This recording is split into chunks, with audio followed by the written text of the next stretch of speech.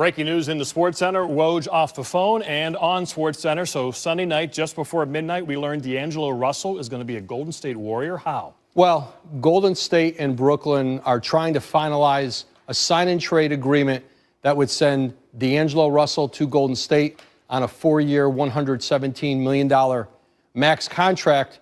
For that to happen, Golden State's got to clear more salary to make that work. Andre Iguodala is a player who could be on the move here. Wow, we're not sure yet where he might be going. No. Okay, so again, D'Angelo Russell looks like he'll be a Warrior. Let's start, though, first with the Nets. Last in attendance last year in the league in terms of total fans. Now they get Kevin Durant and Kyrie Irving. How did they get this done? Why Brooklyn?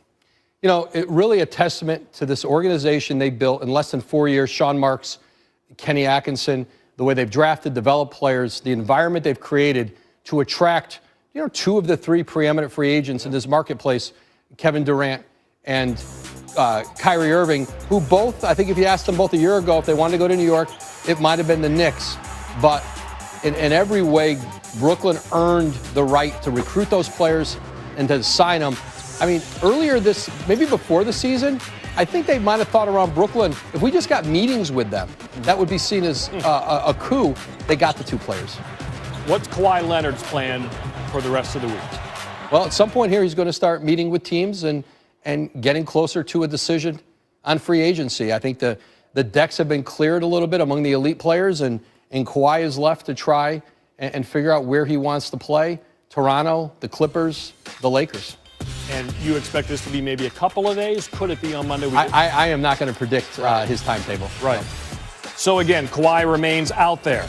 Meanwhile, the 76ers kind of reshaped their roster. Al Horford gave Joel Embiid a tough time as a defender when he played for the Celtics. Now he joins the Sixers, getting into his mid-30s. He probably needs his kind of role. J.J. Redick says goodbye. What about what the Sixers did? Well, they certainly transformed their roster for the second time in several months. Yeah. You know, the Jimmy Butler experiment, it didn't go the way they had hoped it. He gets to go to Miami on a max contract, and they bring in Al Horford, who brings beyond 5-time All-Star, guy who's in the playoffs all 12 years of his career. Tremendous leader, but a very skilled big man, offensively, defensively. He'll play some 4 next to Joel Embiid, and when Embiid's off the court, he can play some center. If Embiid's missing games with injury, you have Al Horford at that 5. But they bring a team that will be as good defensively as any in the NBA potentially. Right. Now we see if Ben Simmons can grow offensively to really make them a force in the Eastern Conference. So again, it looks like D'Angelo Russell is heading to Golden State, and it looks like Andre Iguodala, what a great Warrior he has been for them, literally and figuratively, could be on the move. Adrian Wojnarowski, St. Bonaventure grad with the... His or her message is in their control now. You can be global anywhere. You don't need New York or Chicago or LA, but there are still plenty of reasons to be attracted to the city. Throughout the winter, it was widely presumed that Durant was headed to the Knicks, and then as the Kyrie-Celtic relationship soured, that he might join him in the Garden. The fact that they are headed to New York but to Brooklyn has got to be jarring. The fact that, yes, it's the city, but no, not you, it's the Nets who are seen as the more viable solution ought to resonate within the organization and the city. If all you have is the Garden, well, what do you have? How long has it been since you've really been relevant? What are you selling? And if James Dolan is at the helm, the one selling, how much is that a deterrent? I know the term owner is something the NBA is doing away with. Dolan has been called plenty of things around the city, a whole lot worse than that. And now there's news that he wasn't prepared to offer Durant the max off of the Achilles injury. You move Porzingis to create a couple max spots for this free agency, for this group of guys, and largely it was over before free agency officially started. Whatever the appeal of the Nets was, Knicks fans are now reduced to rooting against it working. That's what you've got. You have to hope KD doesn't come back from the Achilles injury and that the Nets get the version of Kyrie who's perceived to be a challenge in the locker room. Schadenfreude. That's what you got. Also, you got some... ...by landing Kyrie Irving and Kevin Durant. What a day. From sea to shining sea, Kevin Durant's NBA career has spanned Seattle, Oklahoma City, Oakland, and now Brooklyn.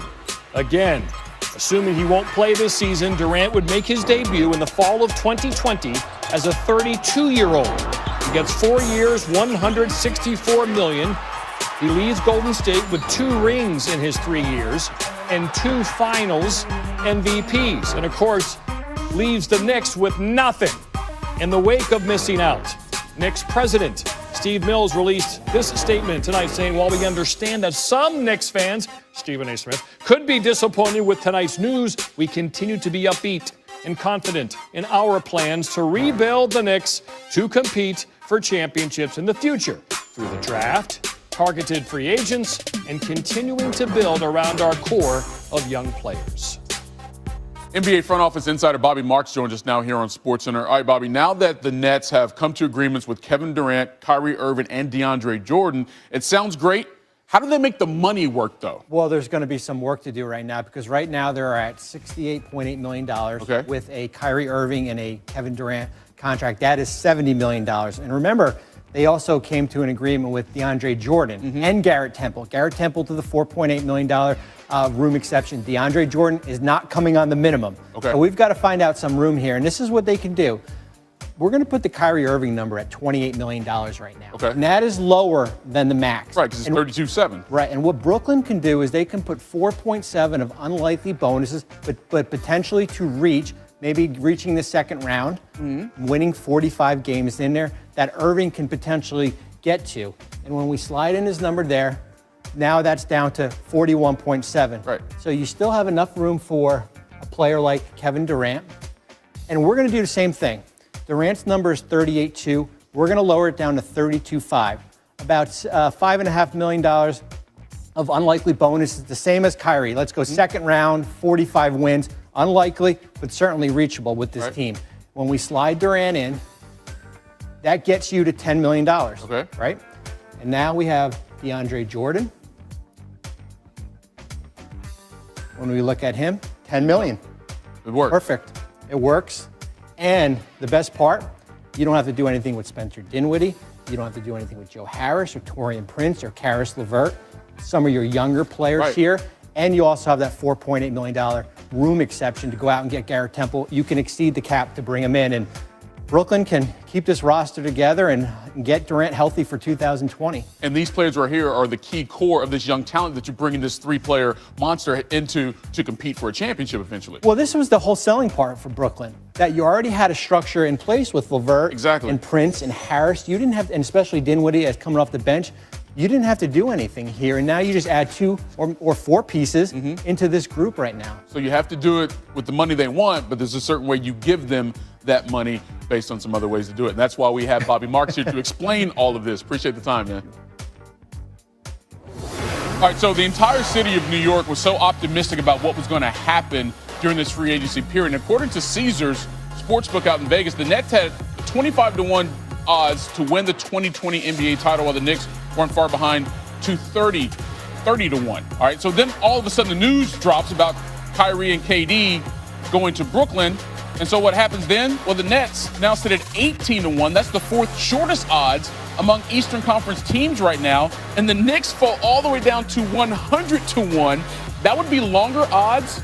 Coming up, more free agency talk, Stephen A's reaction to the Nets sweep and what's going on with the Knicks as well. But we also have some breaking news here on SportsCenter as well.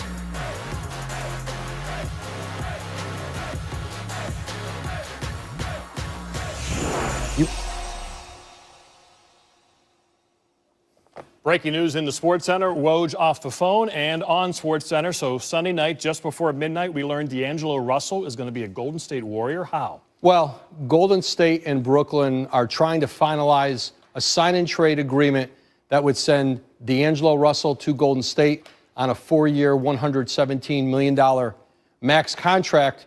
For that to happen, Golden State's got to clear more salary to make that work. Andre Iguodala is a player who could be on the move here. Wow, we're not sure yet where he might be going. No. Okay, so again, D'Angelo Russell looks like he'll be a Warrior. Let's start, though, first with the Nets. Last in attendance last year in the league in terms of total fans. Now they get Kevin Durant and Kyrie Irving. How did they get this done? Why Brooklyn?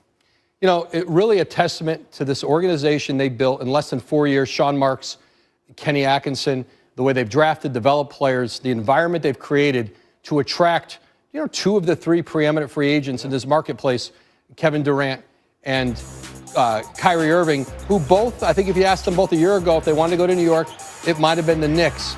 But in every way, Brooklyn earned the right to recruit those players and to sign them. I mean, earlier maybe before the season, I think they might have thought around Brooklyn, if we just got meetings with them, that would be seen as a coup. They got the 2 players. What's Kawhi Leonard's plan for the rest of the week? Well, at some point here, he's going to start meeting with teams and getting closer to a decision